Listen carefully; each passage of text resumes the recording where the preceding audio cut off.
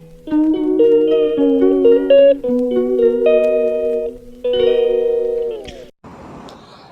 Viewers, good evening. কেমন আছো তোমরা সবাই? আশা করি তোমরা সবাই ভালো আছো, আর আমিও খুব খুব খুব ভালো আছি। তো চলো আজকের ব্লগটা আমি এখান থেকেই স্টার্ট করছি। দেখো আমি রেডি হয়ে গেছি যাবো বলে।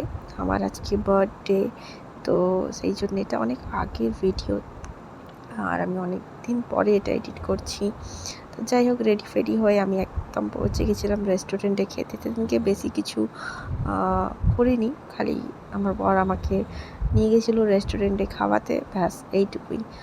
আর দেখতে থাকো ব্লগটা, আশা করি তোমাদের ব্লগটা ভালোই লাগবে, আর ভালো লাগলে জানোই কি করতে হবে। সো চলো দেখতে থাকো ব্লগটা। তো ব্যাস এ দেখো সাজুগুজু করে, একদম সুন্দরভাবে সাজুগুজু করে এসে গেছি খেতে। আর দেখো এখানে গুল্লু বদমাশি করছে, আর কিছু বলার নেই ওর নামে। সো দেখতে থাকো ব্লগটা।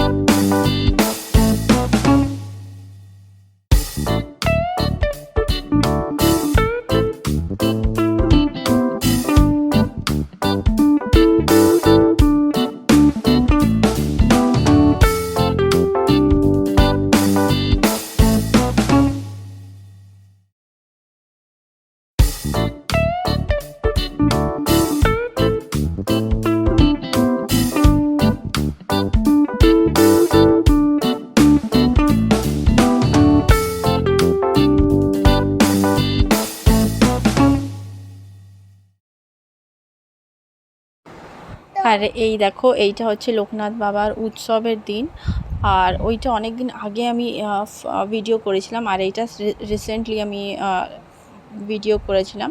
কিছু কিছু জিনিস মানে কিছু কিছু ভিডিও করেছিলাম, যেটা আমি তোমাদের সাথে এই ভিডিওর মাধ্যমে তুলে ধরছি। দেখো আমাদের ঘরে প্রত্যেকবারই লোকনাথ বাবার পুজো হয়।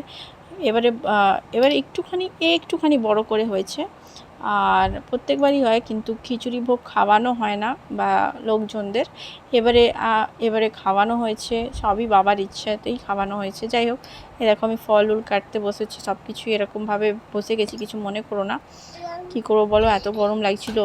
তো যাই হোক, ফল উল কেটে আমি আর আমার যা মিলে সব কিছুই যাই করলাম, ফল উল কাটলাম। আর আমার ননদ, মানে আমার ছোটো ননদ দিদি ঠাকুরের ভোগটা রান্না করেছিল। এবারে ঠাকুরকে ভোগও দেওয়া হয়েছিল। তো দেখতে থাকো ব্লগটা, আশা করি তোমাদের ভালোই লাগবে।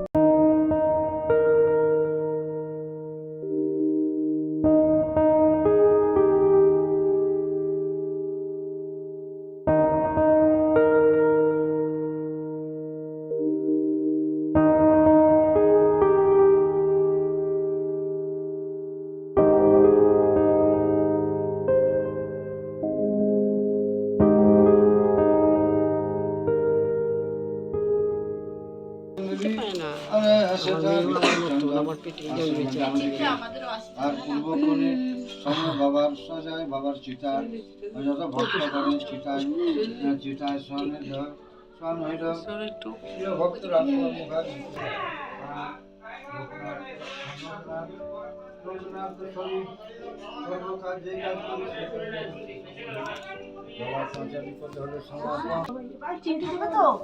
হ্যাঁ আমি ডাকছি। আপনি একেবারে ফুল নেবেন, তিনবার ফেলবেন। এটা দিয়ে দিন। একবার ফেললে তিনবার ফেলবেন। সচিত্রা দাও না। ওখান থেকে দেখা যাচ্ছে, এদিক থেকে দেখ না, বাড়ি ওখান থেকে ঠাকুরের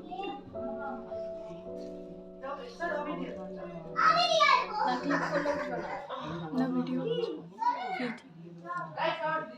দিদি বাবু